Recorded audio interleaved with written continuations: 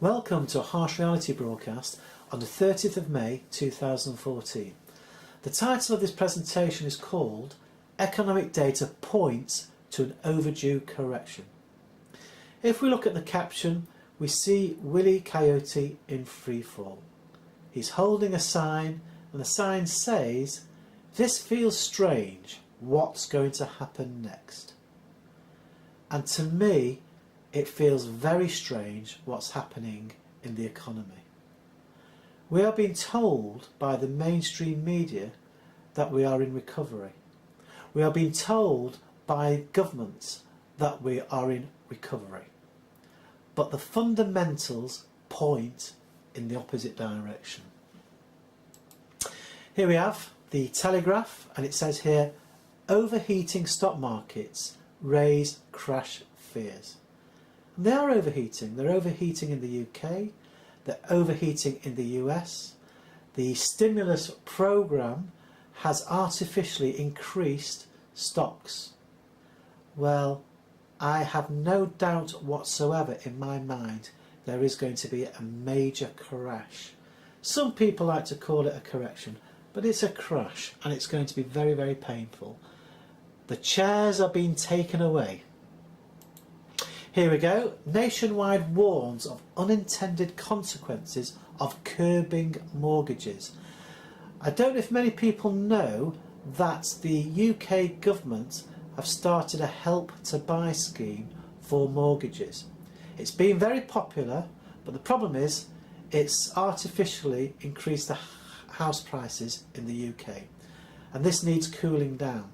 But the Nationwide warns if it does cool down, there's going to be unintended consequences. Well, I'm afraid no matter what course of action they're going to take, there's going to be a major problem in this area. Now then, have a look at this. Spot gold. This was taken today, and we can see that the spot price is $1,245 per ounce, and it's been falling steadily over the last week or so. It's even been falling when the mainstream media have actually said there's been manipulation in the gold market. Now you would have thought, had that been exposed, maybe gold would start to rise, but it's still falling. Very surprising. Now, in The Guardian, it says, could gold be the next LIBOR scandal? US regulator considering an inquiry into London's gold and silver markets to check if prices are open to manipulation. Well, the ones that are in the know, when I talk to my friends on YouTube, they've considered that this was the case for a couple of years now. It's now becoming mainstream news. If we have a look at this, bullion by post, people that are familiar with my channel know that I've been purchasing gold Krugerrand coins, the 1 ounce coins. Now I'm going to be honest here, in the last 18 months I have made a loss. I expected gold to go up and it's gone in the opposite direction. I have been buying gold for a long period of time, so on balance I'm up, but the last 18 months I've actually taken a big hit. I didn't expect gold to fall because I looked at the fundamentals and I thought gold would rise. But have a look at this. It says gold down 2.5% this week. The gold price has dropped £18 per ounce since the bank holiday weekend. It's hard to explain the fall, with some commentators citing a more conciliatory approach in the Ukraine and others pointing towards strong economic data in the US. Despite the improved consumer sentiment in the US, household and government debt levels continue to spiral upwards. Now, the problem is the average person in the street does not know how much debt we have in the UK, how much debt we have in the US. They have no idea at all. They can't comprehend the large numbers. They don't understand that there are also unfunded liabilities.